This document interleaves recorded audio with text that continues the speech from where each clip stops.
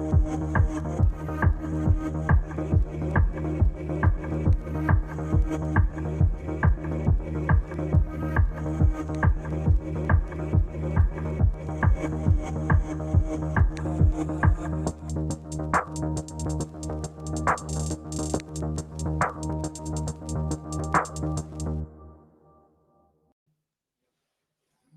evening. I just realised I did a countdown timer for the rundown and not hyped, so apologies, but this is a hyped live stream.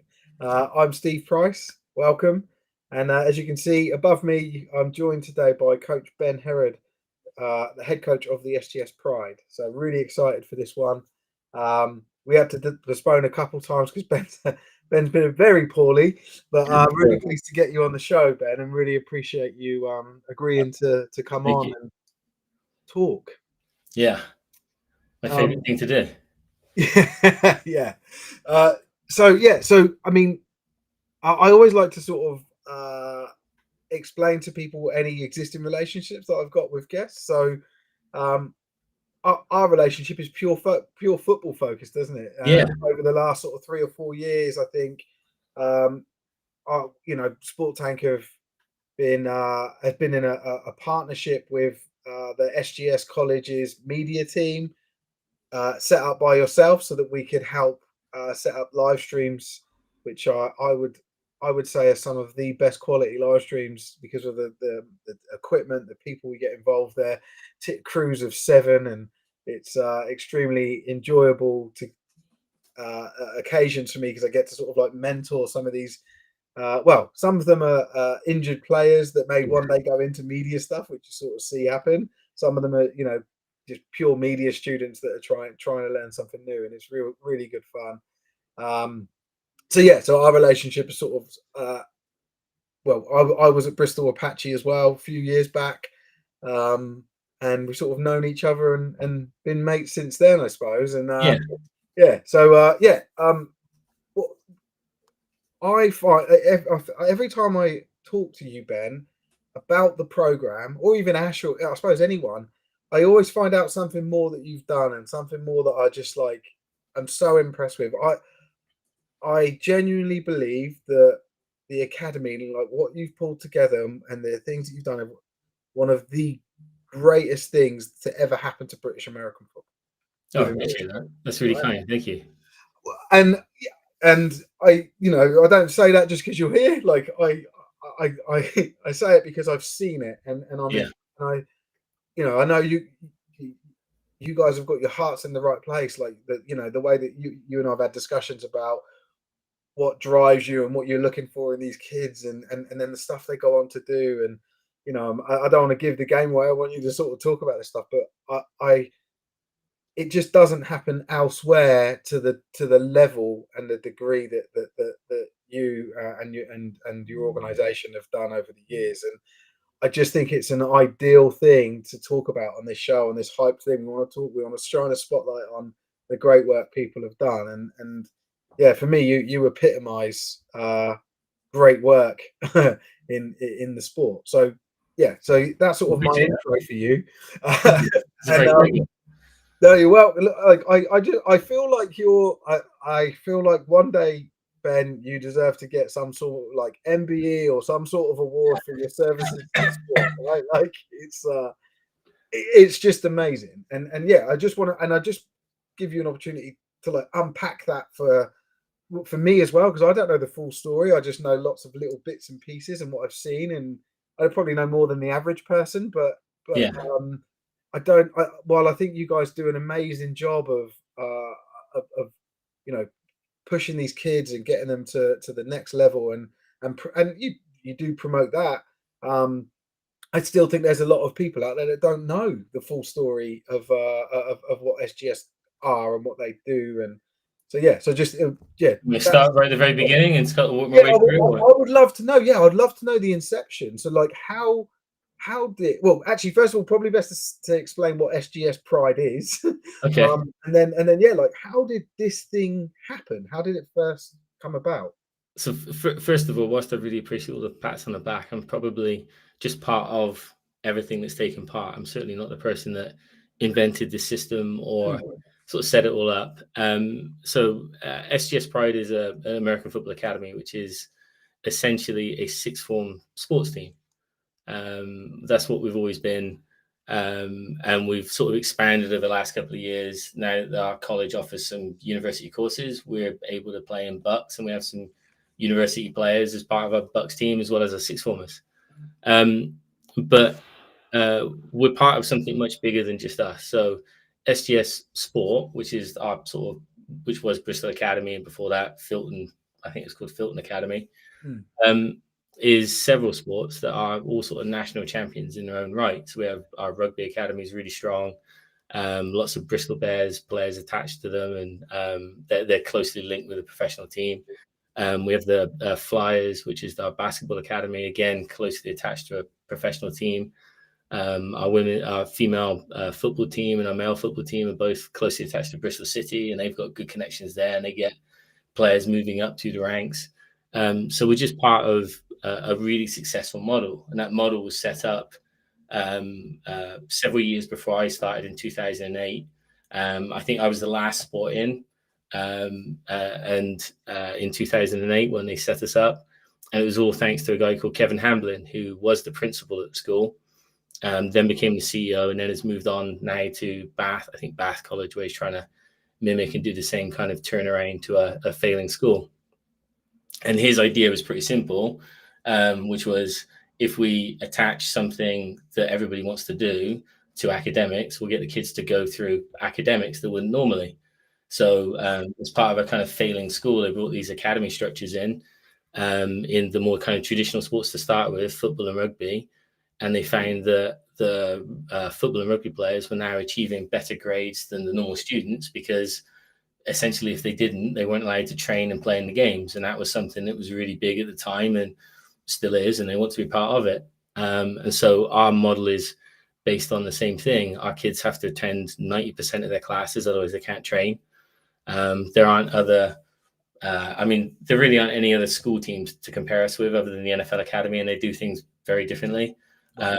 But as far as university programs, there are not other university programs in this country that are telling their students they have to attend a certain number of classes, otherwise they can't be picked for practice and therefore can't be picked for games. Our young adults who are doing university degrees, they can get academic bans and therefore not be eligible to be picked for some of our games.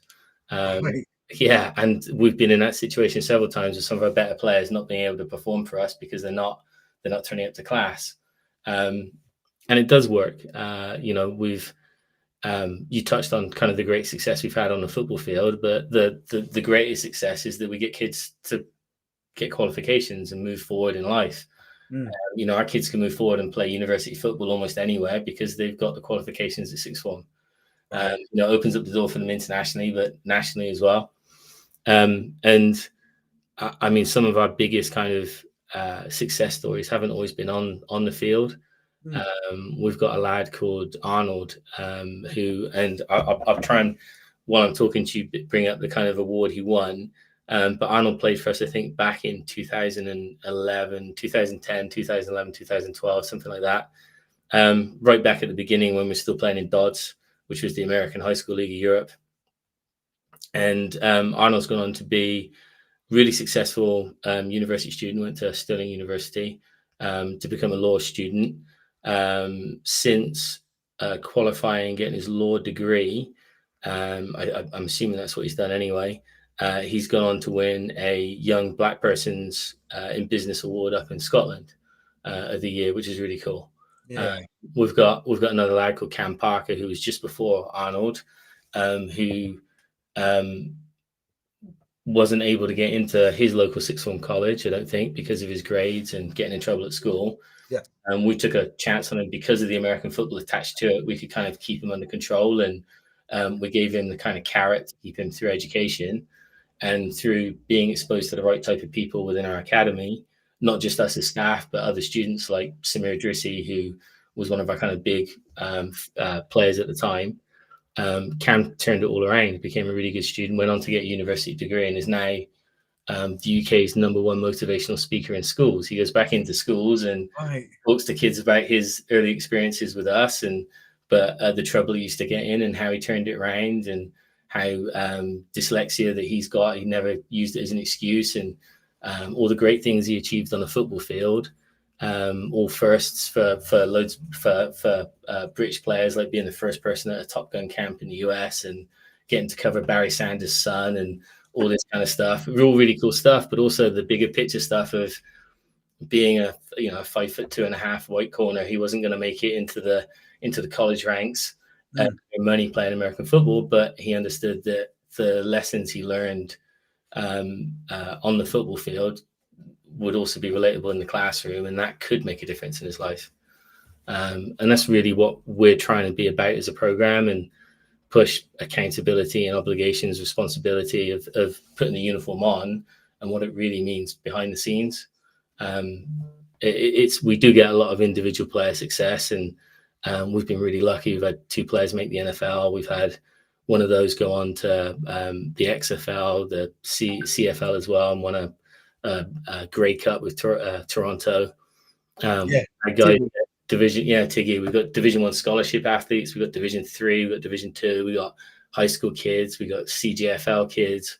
Loads of professional athletes out in Europe. They all do really, really well, but we don't get any trouble with them afterwards for the most part. Most of those players, they go on and they're utter professionals. And the one thing that really pleases me when I speak to other teams that have had our players is how hard working our kids are when they go to other teams, how they're the best kids. They're the ones that are used kind of as an example of, you want to be a true professional, you want to work hard. These are the guys they hold up.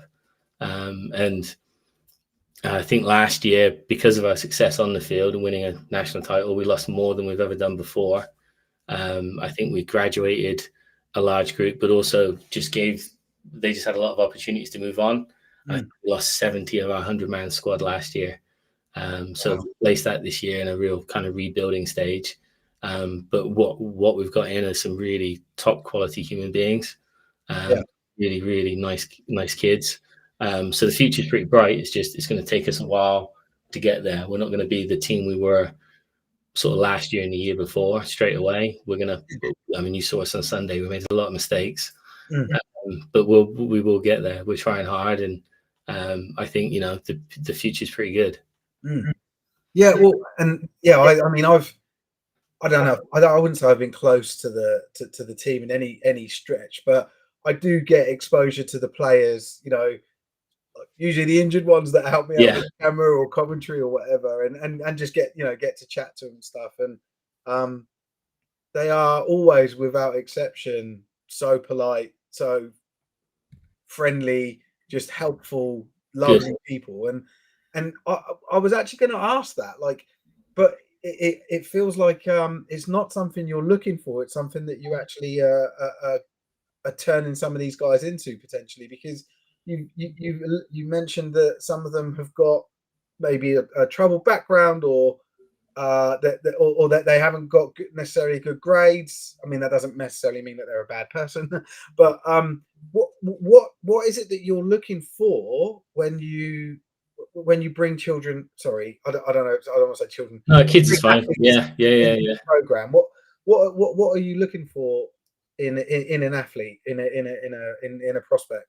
Competitiveness, that's a big one for us. We want kids that want to compete, and just character. I think I had a coach, a friend of mine from the US, who I had the issue once a while back, and I was trying to pick between 2 quarterbacks, and one was a more kind of stereotypical quarterback that could actually throw the ball a little bit, but the players weren't necessarily rallying around him, whereas the other one was more of a mobile guy, couldn't throw the ball as well, but I felt like the rest of the team would kind of run through a wall for him. And the coach said to me, which one would you introduce to your mum and take home to your family and have a meal with? And that kind of mindset now with all of them is, well, who are the good people? Who are the good kids? And they're the ones that we want to push forward and having good positions for us, because more of the rest of the team will follow them.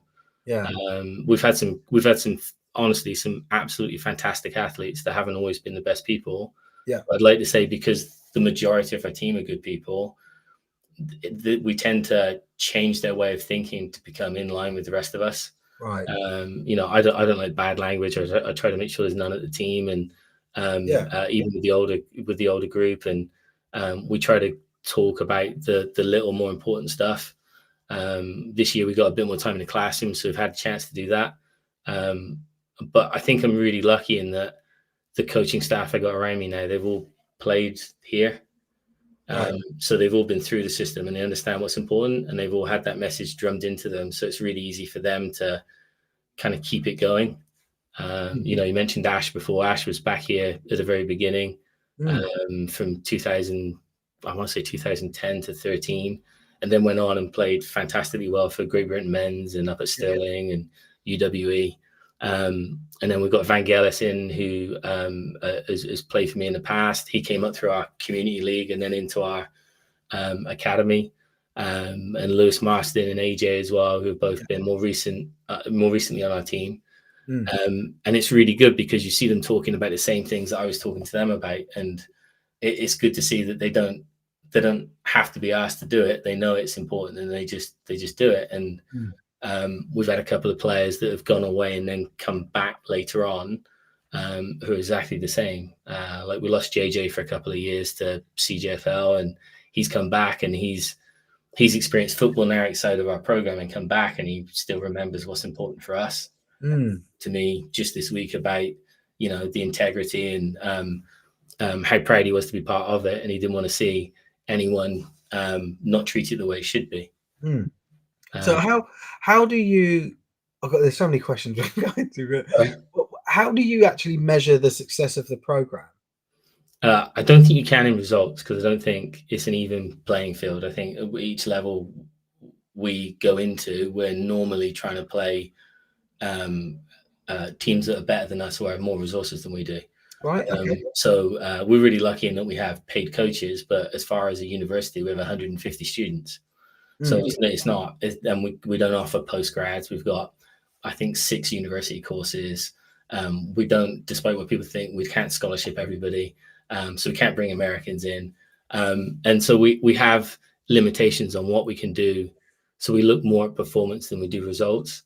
And can we always get a good performance out of a team? And, you know, for us, it's measuring that performance against where we know our players' ability are. Right. So, for example, Sunday, with all the players that we had out and injured, like we didn't have a kicker, we didn't have, I think a long snapper went down as well. 4D lineman. It was ridiculous. I think we had 2 linebackers to play a 4-3, and so people have got to step up and play different positions for us. And we're just in a really unusual position with the amount of injuries we've got this year. So if we'd measured it on a result, I think we'd have been a little bit unhappy with. Although we won the game, it was much tighter than we used to beating Cardiff by, and probably the same's been true sort of more recent years.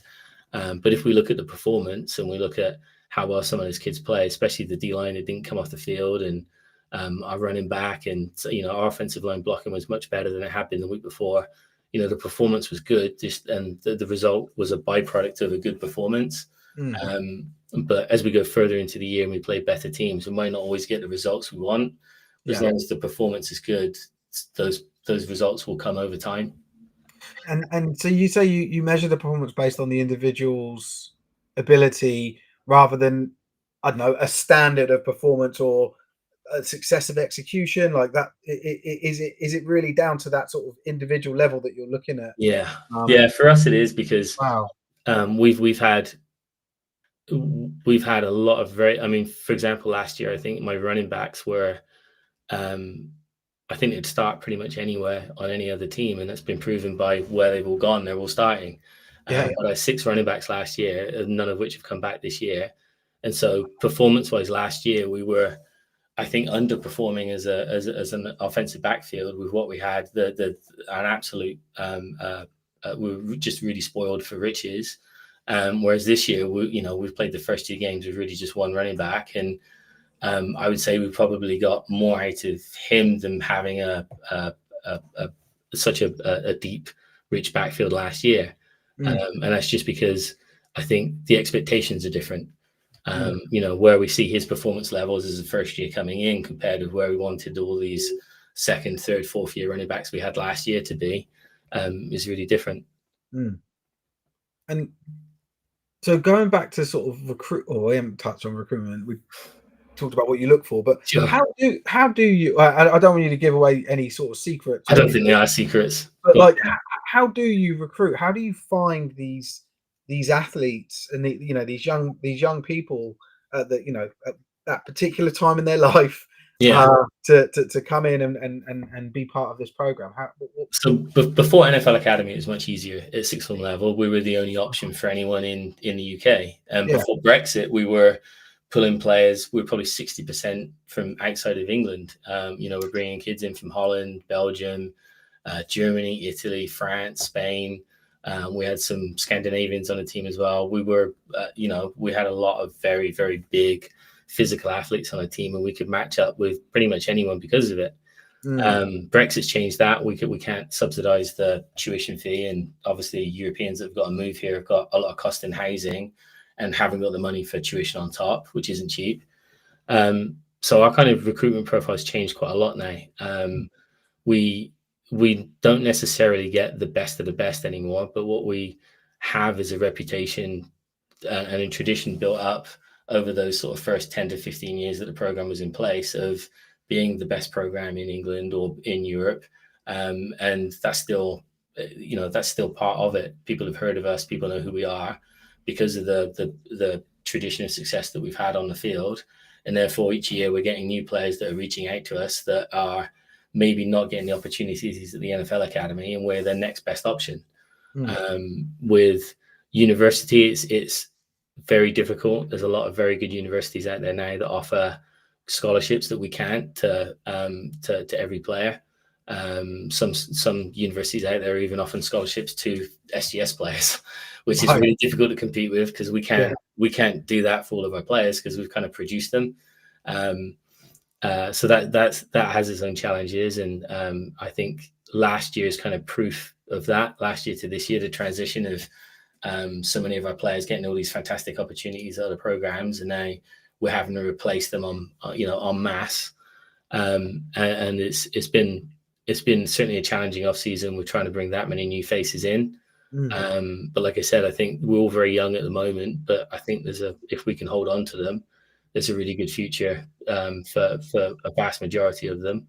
And then next year, it's about trying to bring in the next group again and continually recruiting. The one thing I would say that I think everybody's worked out by now is that recruitment just doesn't stop. It has to be 365 days a year. And, I control the social media for our team, and I'm always on it, and always trying to respond to people quickly. We've got a lot of kids at the moment asking about when our next tryouts are, and they'll be announced next week for February next year. And we're going to do it in the school holidays for change this year. We normally do it on the weekend, but I don't want it to clash with any club football or any potential GB dates. So I'm going to try and do it during the week in the school half term. And then we'll look to do a second one probably in May as well. And for those kids that can't make the tryouts, they can submit video of them playing. But really, we're still, I would say, for the average kid, we're one of the best pathway programs out there. And people have tried to take the mick out of us, calling us a feeder team for all these other university programs, like it'd be insulting, but it's not. It's what we're trying to do. It's funny you say that because we're a pathway program. We're trying to bring kids in to give them a better exit pathway. Yeah. It's funny because I'm often saying that about Sport Tank, where people say, like, because we get people sort of passing through, right, and going on to other things. I'm saying, well, that's good. Like, I can then use that to sell it to the next group of people that get involved, and like we nurture them and stuff. And it's good that people are able to move on to bigger, better things. I think if you were a program that or an entity that didn't allow for that growth and wasn't realistic about people's or players' aspirations, you would never be in the position you're in. Like, it's not possible, right? You end up with only local people playing, and and we're probably only 10% of our squad of the sort of 110 kids we got. Probably only 10% are from Bristol. Wow. The rest are from all across the country. And so, do they get so if student comes and plays for you, do they get accommodation? Like, how Well, does that we work? don't even have accommodation to offer. This is Right. how big of a struggle it is to keep things sort of turning over every single year. And Yeah. universities have dorms and housing that they can offer. We don't. Yeah. Kids have to rent locally. And when I say kids, I should probably define that.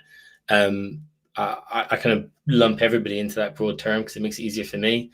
Yeah. But we have lads that are turning up at 16 to probably 21, 22 years old for university courses. We do have a couple of outliers that are a little bit older than that, but not many, sort of 2 or 3. But the vast majority of our kids are in that age group. And whether it's a 16-year-old or a 22-year-old, they have to finance and find their own housing locally. Now, we're really lucky in one respect in that Bristol's a university city. There's 2 big universities here, so there's a lot of student housing. We're really unlucky, though, that UWE has tens of thousands of students and they're only half a mile down the road. So trying to get the housing before their students get it is increasingly difficult. Right. And so let's say you were, I don't know, you attract, I'm thinking more about the younger age, a 16-year-old, Yeah. 17-year-old, right? So let's say my kid, I've got a kid, he's 16 and he's, you know, you like him, you recruit him. How does that happen in terms of, because it's not just where they live, No. you know, like it's their livelihood, how they're going to eat, look Yeah. after themselves. It's not cheap. Like, Is the short answer? It's not cheap. yeah. Do the parents often? Yeah, the parents have got to finance it all. So a kid that's at sixth form level doing a level 3, level 2 BTEC or A levels, they're not going to be able to access any student financing to help cover cost of accommodation, like a maintenance loan. Has to be done out of pocket of the parents. Whereas a lad who's 18, 19, 20, who's on a university degree can access the maintenance loan system, which does give them some money towards housing. But many of our kids will be working part-time jobs in the evenings, on the weekends, to help mum and dad cover the cost of the accommodation and the food. You know, it's not, I wish it was affordable to all. It's just not.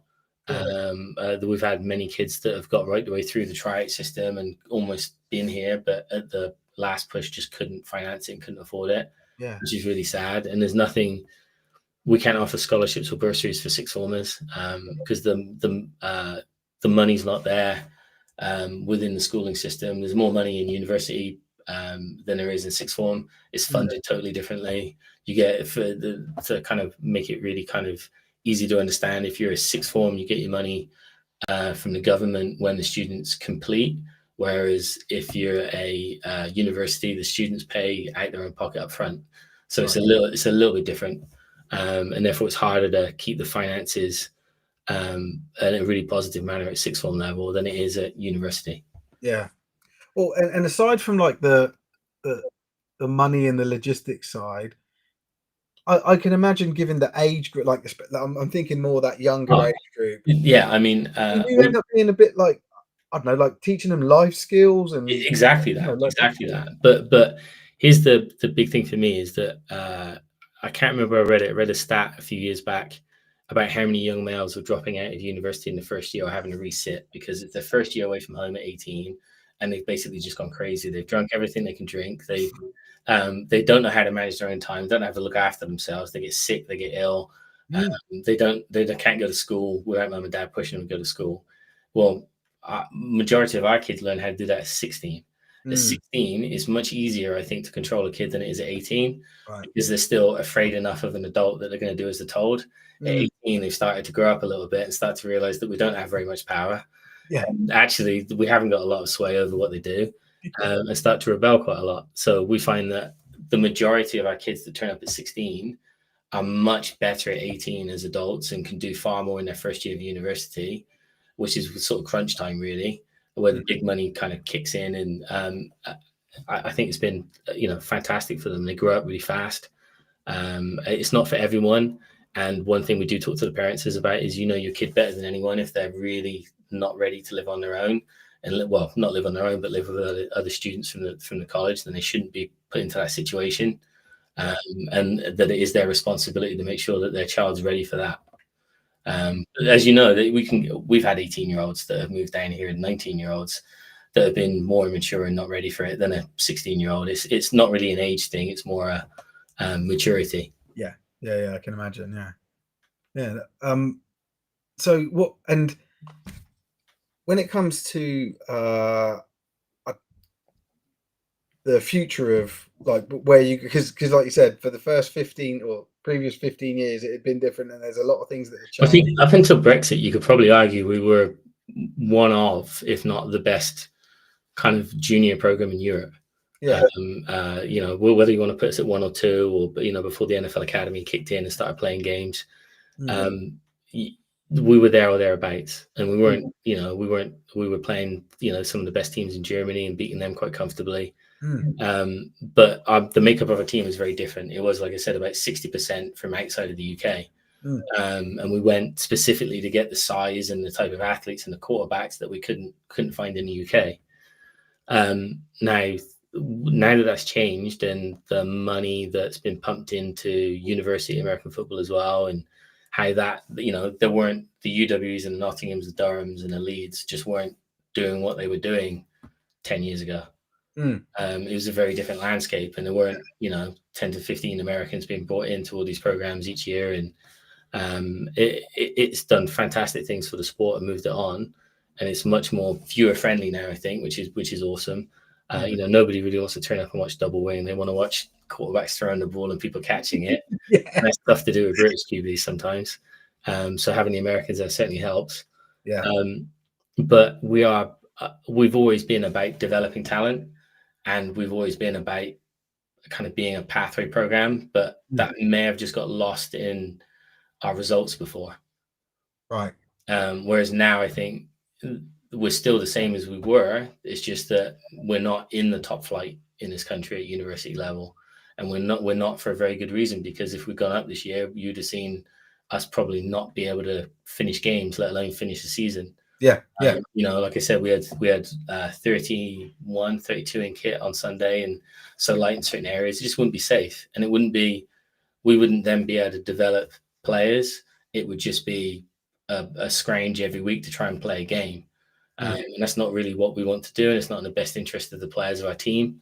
We want to help them, like I said, help them move forward. And ultimately, if we're feeding a lot of those top teams with our players, there's probably not a position for us in that top flight. If they're going to, if we're going to lose 8 players a year to Nottingham and UWE and Leeds, and we're fine with that. It's an understanding that, again, we're doing our jobs well if we're still producing the talent that all these other teams want. And with those kids are still getting those opportunities, there's still a reason to come to us. Yeah, absolutely. So what would you say are the key sort of ingredients to the success of your programs or programs? Good people, I think. I'm surrounded by not just within my coaching staff, but within the academy structure in SGS College. It's all about being good people. It's all about helping people along. We're massively invested in kids succeeding, and by that I mean getting their academics sorted and moving on. We're not trying to, like I said, we're not trying to hoard and hold on to stuff. We are trying to move it on. We're not. I would say we're probably not a team that's celebrating their sort of their team success as much as the individual success. We try to push that forward, and we try to highlight the kids as opposed to us as a staff. I still turn up places sometimes people don't know who I am, and like I've been doing this for 27 years now, with the Pride for 18 or 19 years. So that doesn't bother me. It's more about, if they know who the players are that have coached, and that's really cool. And if they know the team, that's pretty awesome as well. But I think that the reason to come to the Pride, though, is all about giving you an opportunity to move forward within the sport. I think that's huge. I think we prove that every single year. It's not the end of your journey; it's just the beginning. And we're going to get you fundamentally sound. I don't think there's a team out there producing better tackling defenders than we do. I think that if we can hang our hat on pretty much every single position because we've had success pushing those positions out. If you talk about the Bristol Aztecs and they've just won national championship, there are loads of Pride kids on it. Yeah. Talk about Bristol, UW Bullets who won the national championship. There's loads of Pride kids on it. Yeah. Well, by Rushmore Knights. Yeah. 19s. I think I remember seeing more Pride lids than I saw Knights lids. And a lot of those, in fairness, were from Knights to us and then back again. But it's Oh, were they? Right. Okay. Yeah. But there were guys that were from other programs or from us locally that went down there too. Yeah. I've invited questions in the comments, so there is one that's popped out it's slightly off in terms of from the way I read it. It says, "What are your thoughts on SGS competing in the new under-19s regionals?" SGS are part of that. Yeah. The question sort of sounds like that they don't think that, but I'm not sure. But can we talk about the regionals? Sure. Yeah. Because I remember you and I discussing it before it even started because we did coverage of it and stuff. So so it's so do you want me to explain how it all kind of started off and then so the regional leagues, I had this idea a while back that I needed to find fixtures for our sixth form team. With straight after COVID, we couldn't travel abroad as easily as we used to, and this expense had gone up. So I reached out to Spoonie and Adam Wilkinson to set up 2 regional teams, one in Scotland, one in the north, to give us 2 fixtures that we could play, and then they could play each other as well, with the idea of eventually expanding out to cover more of the country. I got the idea so far, but then I think it was Spoonie that brought Sam Stoddard, I think I'm saying his name right, involved from Scotland. And he absolutely ran with it. He blew it up to make it much bigger than I could have ever done. He's done a fantastic job of it. And now we have Team South, Team North, Team Midlands, Team Scotland, and thankfully he's allowed us to remain in it as well. Now we're slightly different than the other programs. So we are almost 2 age groups below everybody else. We're a U18 program, they're U20s, to make it competitive. So some years we're very, very strong, and I mean really strong. If we get to a point where we were all 19, 20-year-olds, then it wouldn't necessarily be a competition. That's not what the regional league is about. The regional league is supposed to be about replacing the Great Britain national team tryouts so that the Great Britain coaches can see all these great players playing 11 on 11 and then pick their kind of their big practice squad from that and then narrow it down to their squad. Well, that it doesn't help anyone if all the SGS boys who are all getting 11 on 11 football in bucks anyway are in there blowing everything up. So we go slightly younger, and the idea is that gives our younger boys 11 on 11 experience, and it makes it much more competitive. Now, we lost both games this year, but we won. But we won both last year. We're going to get those turns, and we're not afraid to lose the games. It's more, again, comes back to the performance. Like, we played about as bad as you could possibly play up in Scotland, and they certainly took advantage of it. But against Team North, we played a lot better, and it was a much better performance. I was there for that game. It was an awesome game. I remember speaking to you after it because you said it was the first time that you'd lost 3 games in a row. Is that right? It is, as a program. First time we lost 3 games in a row. Yeah. And I remember being blown away by that, but also I was like, but that was a good game. Like, really I'm the neutral, aren't I? I sort of like. Yeah.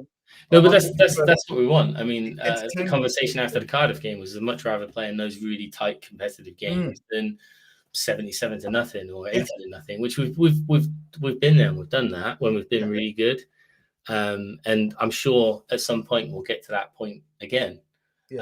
But for the moment, we're not. That's not where we are. It's actually a lot more fun. It's certainly a lot more demanding as a coach, but that's what you're in it for, I think. Are there any plans in the under-19 regionals to change the format, increase the games, centralize games, or anything like that? Like, I don't think so. I think consolidating what they've got. I mean, Sam's the best person to talk to about this. He's the one who's driving it forward. And honestly, the work he's doing is fantastic. He's putting such a and you can see how good he is at what he does with how far along Team Scotland have come. and how professional that was. It was a great game day experience up there. They were fantastic hosts. They put on a really good team, really strong team. And I think the next step really is to try and get coaches in charge of each of these programs that are only coaching that program. So they're not doing it on top of something else or for an ulterior motive, but are only on top of that program. And then trying to get Great Britain to work closer with them to use it as what it's supposed to be, which is the kind of pathway into the national programs. Makes sense. Well, I think whenever you hold tryouts, you always risk the fact that one kid underperforms or cannot make a tryout and then can't make your team. Yeah. Whereas if you're actually scouting from games, you get to see, oh, this kid that might have been able to kind of blow us away with his 40 time can actually tackle, so we shouldn't be taking this kid, but this other slightly slower lad is tackling everybody that moves, and you might try out because he might not get enough reps. What does it? We've got a couple of questions coming in the comments, which I'll go back to. It's just guys, keep dropping them in. It's good to see. But yeah, I meant to ask this earlier. When you talk about your tryouts, what is that? Just combine stuff? Like what are you doing? We basically put them through one of our practices. Right. We don't want to see we can see how fast the kid is moving. We don't need to see if it's a 4.6 or a 4.7 or a 4.8. We can see how fast the kid is moving. Yeah. For us, it's more important to see how coachable he is, how he mixes with the rest of our team, because he's going to be living with them in their pockets 36 weeks of the year. Yeah. So we need to know they're going to get on and mix well, and to see for us whether they can follow simple instructions. If we say you've got to take a 3-inch step with your left foot, can they actually do it, or are they that uncoordinated that it's going to be an absolute nightmare trying to coach them? Yeah, makes sense. Right, question here from Super Life. Which past players do you miss the most and why? I'm thinking this is someone who wants you to say their actual name. Honestly, we've probably seen over 1,000 players through the program now, so for different reasons, different people. I mean, Ash, when he was with us as a player, was phenomenal. He just did everything. Yeah. We've probably never found someone that could fit in quite like he did. He could scrap it running back, at linebacker, at DB. Just a really tough kid. We've had some really gifted players. I think Dale Summers, going back a long way as well, one of our safeties, was good. Orlando Victor, really talented offensive lineman who I think ended up at the Bullets and the Aztecs for a little bit via the US.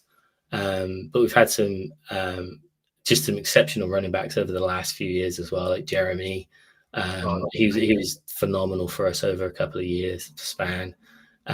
We've had some phenomenal linebackers as well, like Jasper Dumar from Holland, who's one of my personal favorites, and probably my all-time favorite player would be Micah Berra, who's still smashing heads at UWE and Team Italy.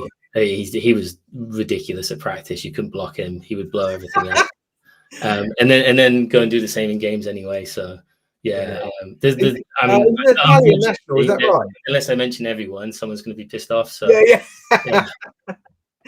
But he's Italian. Italian. Because I remember note of how great he speaks English. Yeah. He would always get quite frustrated that he didn't know all these fancy words that he knows in Italian to say how he's feeling, and his English was better than most of our English lads. It was he's I can remember watching him for the first time. I didn't know who he was. He just stood out, just weirdly didn't our player. And our tryout looked really average, looked really uncoordinated.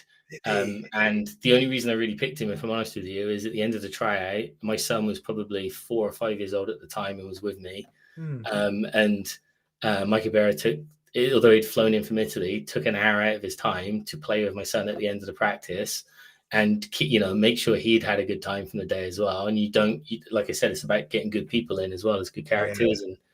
And it was an easy pick. Yeah. Nice. Right. We haven't had any more comments come in just yet. So while we're waiting, is there anything that you wanted to sort of like talk about or focus on or mention while I mean, I suppose it's worth mentioning we're streaming the game on Sunday, isn't it, through yourselves? And... yeah, we are, and I'm really looking forward to it. 12 o'clock kickoff, not 1. There's been some I can't get Bucks play to work properly and change all my kickoff No, times. well, that's what I normally work from, but I always check with the home Yeah, team, like, what's the kickoff time? I need to yeah. post. I'll post about it tomorrow morning. But yeah, we'll Well, we always we go a like, little bit early. Just one reason is our facilities got shut at 4 o'clock, and if we kick off at 1, it's pretty tight. yeah. But the second reason is that a lot of referees have got to pull a double shift on a Sunday, so That's they're right. reffing Yeah, our game and then going straight on somewhere yeah. I've else. seen a So, lot of that. It was. I think it's been quite nicely organised this year because when I saw the schedule come up, there was a load of they called them double headers, but they're technically not yeah, double headers because they're not at the same venue. But to the yeah. referee, it's a double header. They got to jump in Um, the car and get. Especially, I mean, I feel for them, especially if it's the weather's like it's supposed to be on Sunday. Yeah, I, well, I mean, I'm definitely bringing a gazebo on Sunday, mate. But it was, yeah, that's the thing I hate about Uniball is the weather. yeah. But Wrong other time of than year, that, right? I love Uniball. But it's all good. Yeah. But oh, we do have a couple more. These we're getting a bit more pointed now with the questions about actual league stuff. So, what are your Okay. thoughts on Notts versus Uri? So, obviously, the two big titans of the national prem for the last Yeah. couple of years, they played on Sunday and Notts won by 1 point. Yeah. Yeah. They're always Um, good games, aren't they? yeah, yeah. So, but I haven't seen the game. Obviously, I was I haven't working. either. I was live streaming your game. Yeah. But I did see a number of comments I've seen a saying lot of this was little a clips brilliant of it game. afterwards. I mean, so Gavin Lewis, who's one of our former students, one of our former players, Yeah, he did a lot of our social media filming over the last couple of years right. and UWE's. He's now living further up north, so he's doing Nottingham's. Oh, right. Okay. So I've seen some of the clips he's put together, which are always awesome. Yeah. I've got former players on both teams. So Mm. I've spoken to some of them from both teams, and they seem super excited about the game from both angles. So it sounds like it was just a really sort of hard hitting, fun exchange. As they Someone, often are, those two. someone I thought that was quite interesting and mildly off topic, but they UE have got a model now for their because they got their own live streaming platform at the university and they used it last year, using it again this year, and they're apparently, I don't know this is for definite, but apparently they charge £6 to view it online. And Is I that thought, Nottingham or UE? Because I know Nottingham. sorry, Nottingham. Yeah, I meant, yeah, yeah, I was saying UE. Sorry, I meant to say Nottingham. Yeah, so yeah. like, so they're actually, you know, That's I probably what don't it know is. who that money goes to, or what, like in terms of probably goes to the university rather than Yeah, the team. But yeah, I actually, you know, obviously because we're in the live streaming game ourselves, we've made a commitment to never charge. But I think I actually see that as a positive that we're getting to the stage where clubs can, you know, see it as a feasible thing, yeah. something that they can do. You know, to I mean, I think £6 a little bit at the steeper end for a single game, but if people are willing to pay it, I think then, you know, it's you can't really argue with it. But yeah, it's the same with anything, isn't it? If you want to offer a quality service, it's going to cost money, and if it's going to cost money, you have to produce money somewhere in your product yeah, to funnel it on up, don't you? So no, I mean, charge. I've liked seeing the rise of more teams Yeah, doing live streaming, but this is the first instance that I've known of where where there's a, you know, domestic league team in the UK actually charging. yeah, And obviously people paid it, which is really, I'd love to see that's their awesome. stats Yeah, for it and what they did, but you know, I think it bodes for me, that bodes well for the future. Like the more teams that we've got that are looking into live streaming, and you know, you might end up getting like you don't want to end up in the situation where you've got like live streaming services where you're paying for every single one. no, Uh, it'd be nice if it's centralized, and you yeah, could you just need like a log in and season watch ticket everybody. type Yeah, thing. I mean, well, yeah, hopefully Sport Tank can get stuck in with that, but yeah. I don't mind if anyone else does it. I'm not, you know, I'm not that particular about it. I do enjoy doing the live streaming, but I do it because I believe it's the thing to help raise the game. It's like Yeah, the best use of my time towards the sport. people don't know the quality of the football out there unless they can see it, do they? Yeah, exactly. Yeah, and mate, I do get a lot out of it in terms of gratitude from well, you've seen the amount of people that come up to me and Yeah, shake my hand and thank me after it, or even, well, usually sometimes before, but it's usually after, and they're like, yeah, "Oh, my mum said this," and they'll show me something, and I just love it. I love this community, and yeah. there is such a good feeling towards media in general for Britball, and it's like, you know, for those of you, if there's anyone out there that is considering getting into it, it's definitely rewarding, and it's definitely something that I'm really proud of, that that we've decided to do. We probably won't do it forever, right? But if we can encourage the next crop of people to get Yeah. stuck in and to do it, then sort of good, like job done for us. So yeah, I was quite excited about that, and I know it's slightly off piste a little bit, but it reminded me the UE v Notts game. Yeah. It sort of paves the way, I think, for hopefully more teams potentially getting involved and taking it seriously. But yeah, answering the question though, I mean, Nottingham beating UWE again is good for the sport. You want the top division to be super competitive. What you really need now is Durham to beat one of those two. That's and Durham, Durham, haven't you? 77-0 result on I think Sunday. Leeds are not the Leeds. There's this fingers crossed. Hopefully, I don't think Leeds were the Leeds that played Nottingham and UE though. I think they've lost a load of their Americans and have they? Yeah, I think so. Already in the season, that seems so. I don't know what's going on. One of our lads, Sam Hayes, was their starting quarterback at the weekend, and he hadn't gone there. I don't think with the intention of being the starter in his first year. No, they'd signed an American quarterback. Yeah. So I think, and it makes such a difference at that level. Yeah. So yeah, I mean, if Durham can be there to take a game off one of those top two. Durham took one off of Nottingham last year. Yeah. I think if all those teams could lose to each other once, then that's then awesome. It's gripping, isn't it? Then it's really good. So, I don't know if any of those teams want that to happen, but for the outsiders looking in, that would be perfect. Yeah, that's it. Yeah, you want a competitive league, I feel like Super League, isn't it? So yeah, and I feel like with that league, it to for that idea to be able to be realised, it needs time to germinate. It won't be 1 year, it won't be 2 years. It's like a 4 or 5 year thing. But I think in about another few seasons' time, we will probably get to that stage where we need some other teams to get the recruitment right, like UW and Nottingham have. And now it looks like Durham have. You need some other teams to pick that up and get that right, sort of year in, year out. Like I said, we can't because we're hamstrung by not being able to offer post grads and not being able to bring in Americans because of that. But there's plenty of other universities out there that could close the gap. I mean, it looks like Brunel are trying to do it through what they're doing as well, which is really good. That's exactly what they're doing. Yeah. They have replicated that model and I think their intentions is to go go up into that league and compete in there and stay there. Which is what the sport needs. It probably needs another 3 or 4 that can do it. Yeah. Because there's all northern teams in there. It is at the moment. So there's a few more questions popped up. Chris Green with a cheeky one, but Will said here, youths, juniors, seniors, where do you see the game going over the next 5 years? What changes do you see on the horizon, both good and bad? You don't have to talk about bad, by the way. Okay. I don't really want to tease out negatives.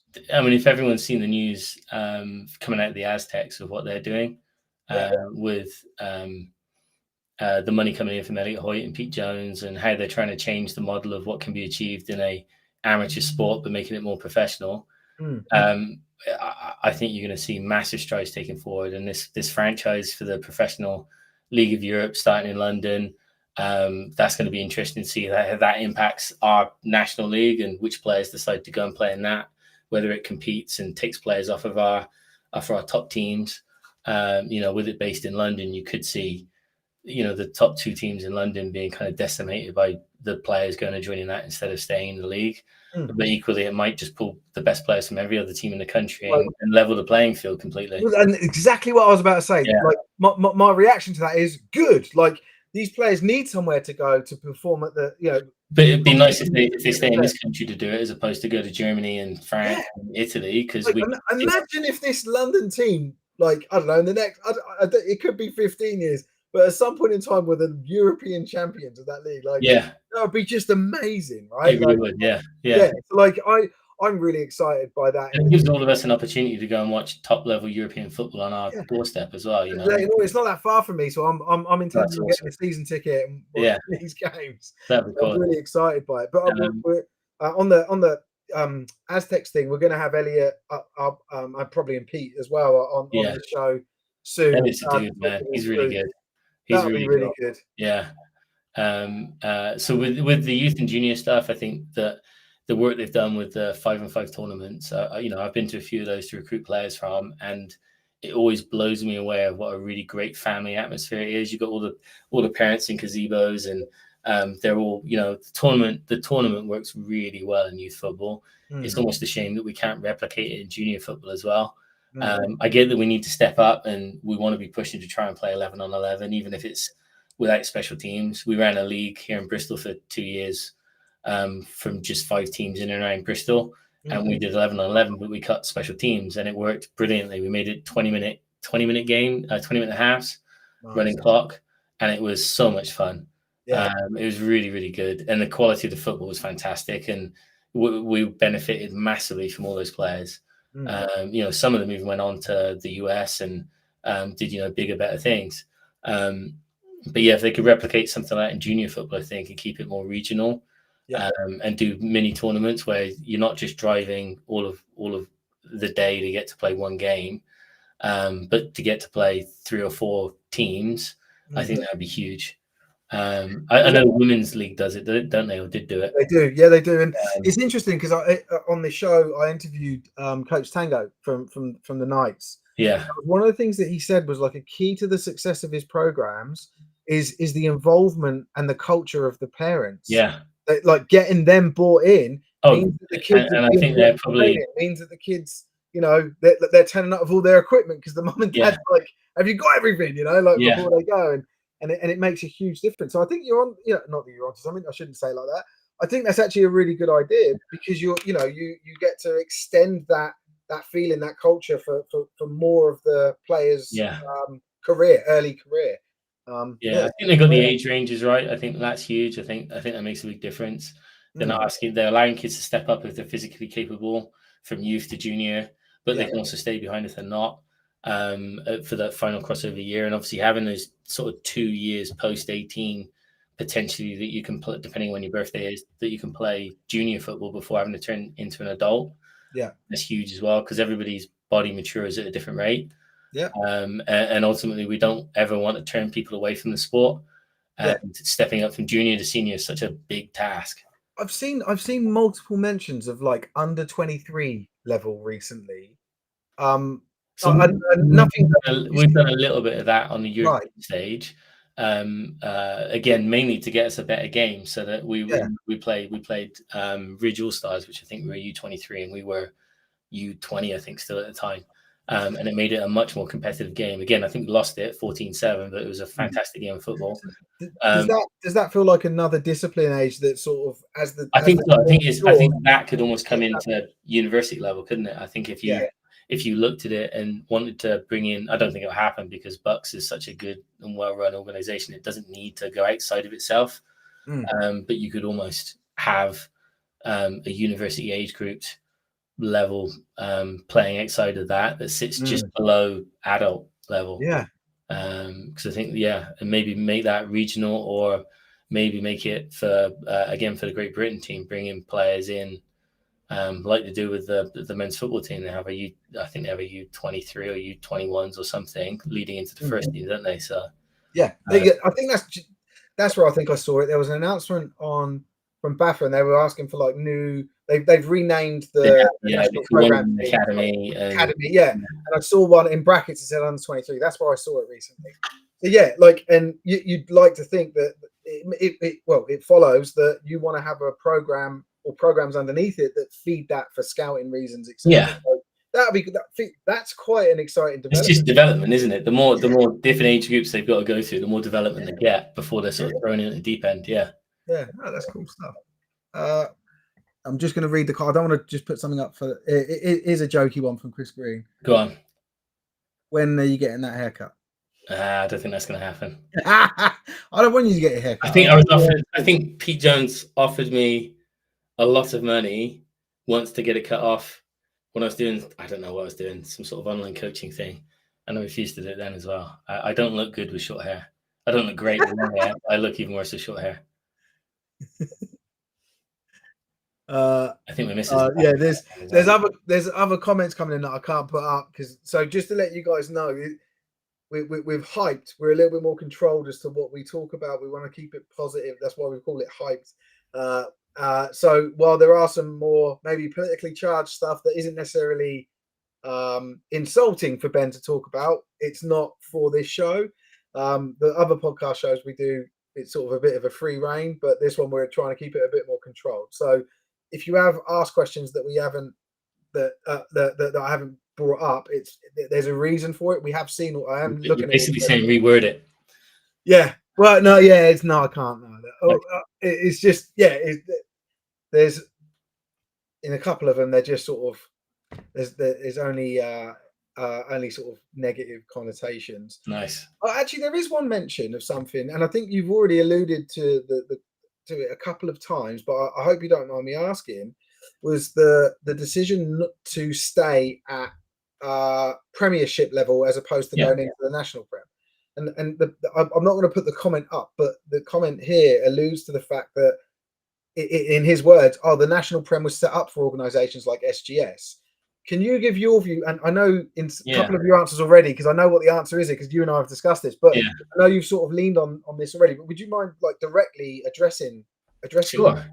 Yeah. So my understanding of it, based on the stuff that was sent out to us, is that when they set this national division up, they were very specific about the criteria that you had to meet in order to play at this, in order for your team to play at this level. You could move into that level by promotion, but they had a strict set of criteria that they really wanted everyone to meet. We don't meet that criteria because of the age group of the players that we can attract. Also, we know what's best for our players and safe for our players. Unlike most other programs, we're a sixth form team that adds in some university players. We're not a university program that brings in a couple of sixth formers. So I think last year in the final, we started on our defense. I think we started 8 or 9 sixth formers. And on offense, I think we had 2 or 3 more as well. That wouldn't necessarily be all that safe to do at the next level up. When you're talking about a more physically mature and more experienced player that's maybe coming from the NCAA and is maybe in his late 20s, early 30s. Like I said, because of the success we had last year, because of the success our kids had in the classroom last year, we knew that we were losing the vast majority of our team. The team that started on Sunday, we had 1 returner on offense from last year, and we had from starters on defense, I think maybe 1 as well. And that's really where we are as a program at the moment, is that we knew it was going to be a massive rebuild. And actually, that's not what the national division was created for a team to go up and then rebuild and get their asses handed to them. It might be what everybody wants to see happen to us, but it's not what's actually good for the sport, good for our team.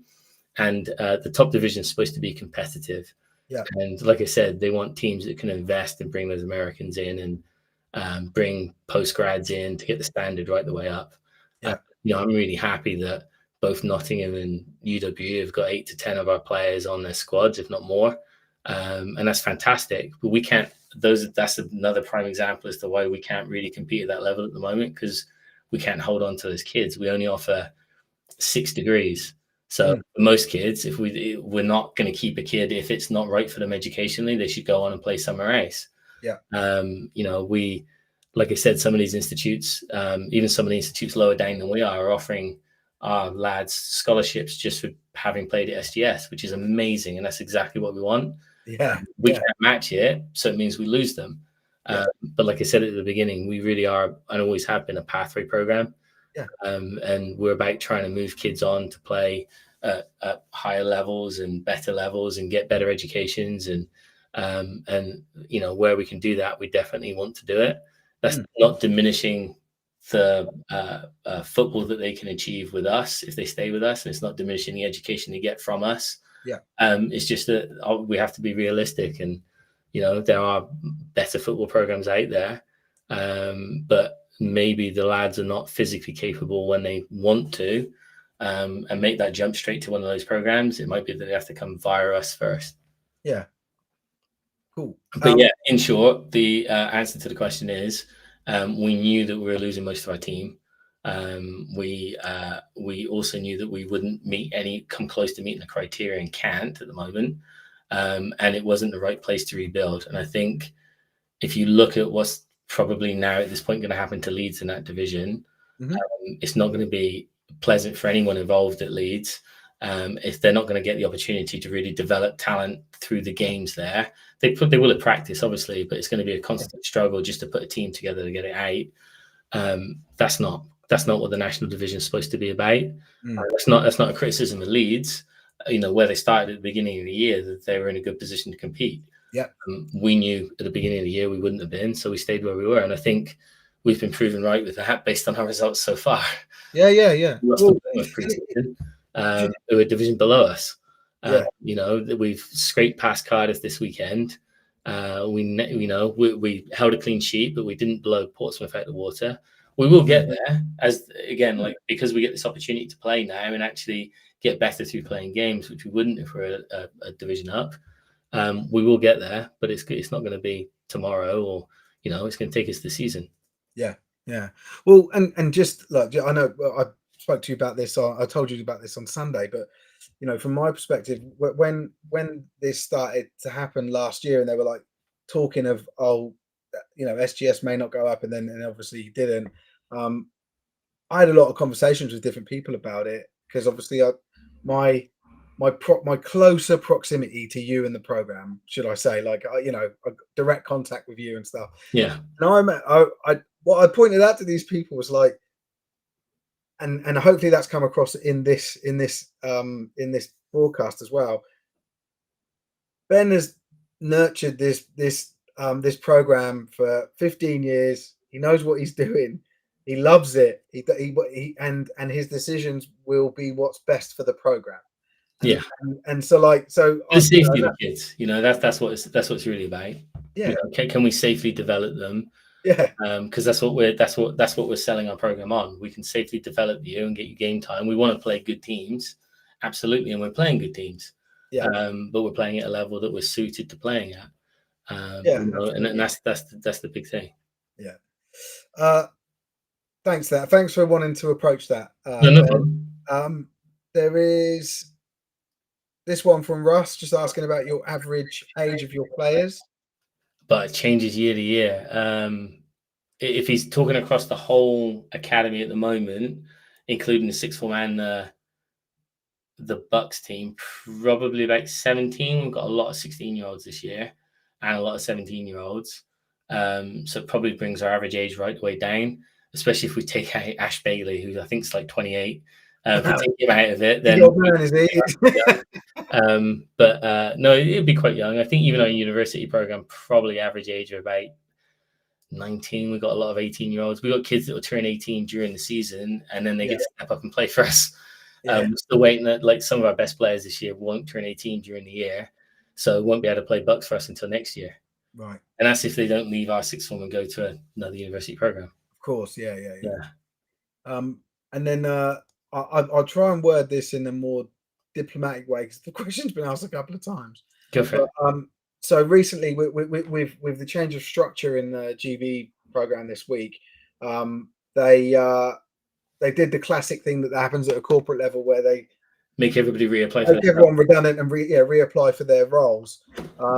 What have you got any thoughts on not necessarily just that, because that's what the question is, but I don't think that's necessarily a positive element to focus on, but just these changes that happen at GB, right? We've just had this huge amount of hundreds of thousands of pounds put into it, and now they, that it feels like with pretty much immediate effect, they've kicked into some sort of programmatic change or changes.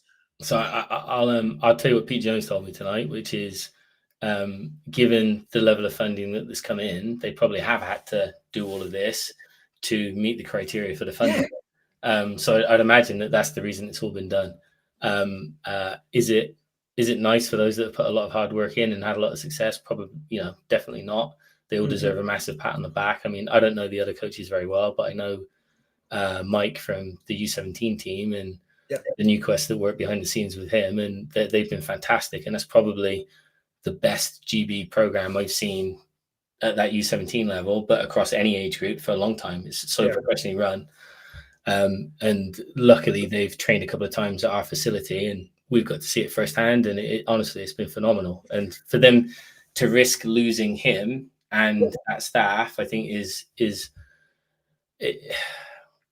essentially, despite the money coming in, we're going to have to start all over again if we don't bring back the same people. Yeah. So I'm hoping that this won't have put those same people off applying. Yeah. Otherwise, we've got to start fresh, and we've got those new people have got to learn how to do things and how to coach at that level, how to organize at that level. And yeah, it just seems a pointless exercise if we've already got people in place that can do it. Yeah. Well, yeah, and I agree, and hope hopefully we do see them keeping hold of these good people.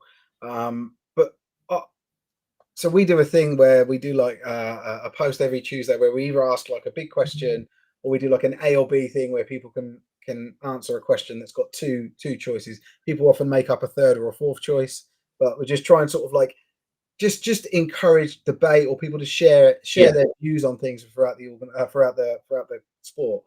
And I know quite a lot about funding processes because I applying for funding a lot through Sport Tank, and I've gone through these processes and understand the criteria and how things work. I also have got a cousin that works for Sport England, so I know a lot about how their funding works, right? And and so I sort of preemptively this week made the Tuesday question about, do you think that they'll give this existing leadership, as in like people that are leading programs, a chance? Do you think they should have a chance with this money, or do you think we need to bring in new people? And I sort of said that sort of tongue in cheek because I suspected that this was going. Yeah. Just that sheer coincidence, the same day BAFA did that, right? So like I don't know if anyone there's thinking that there's some conspiracy. We didn't conspire. I didn't know. I just literally thought, money in, what could that actually mean? And I know what it means. I know that Sport England, as you said, will set criterion where they're like, okay, well, we need to make sure that there's developmental programs. We need to make sure we're putting the money in the right place, and these are the right people. And like big questions are going to be asked. It's not just, here's the money, let's see you in a couple of years, right? Like this stuff is conditionally awarded to you, right?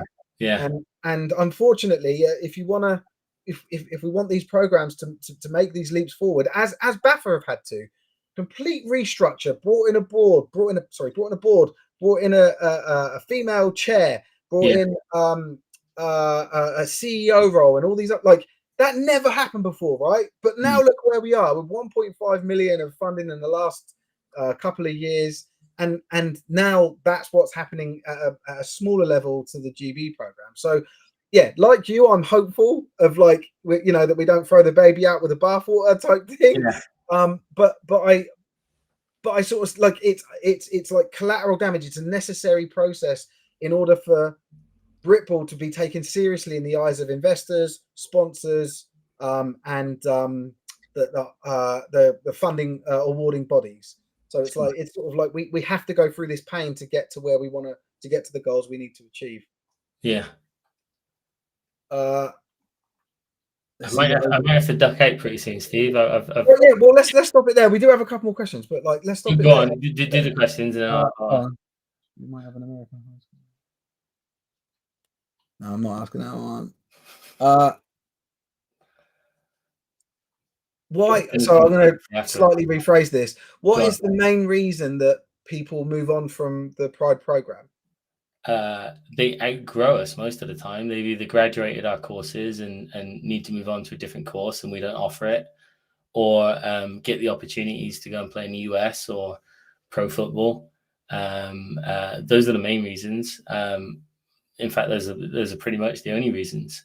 You'll see that we often get kids that come back a year or two later. They might duck out to go and do high school football and then come back, or and the fact that those players want to come back after experiencing football at a higher level probably speaks volumes for the level of football that we're coaching where we are. So yeah. Awesome stuff. Well, Ben, thank you for your time, mate. No worries. I'll obviously no doubt chat to you again throughout the week. Absolutely. See you Sunday. And see you Sunday. Good luck for it, and I really appreciate this, mate. It was really good chatting to you. No worries. Thanks, man. Take care. Bye-bye. I've got no idea how to log off, Steve. I was gone.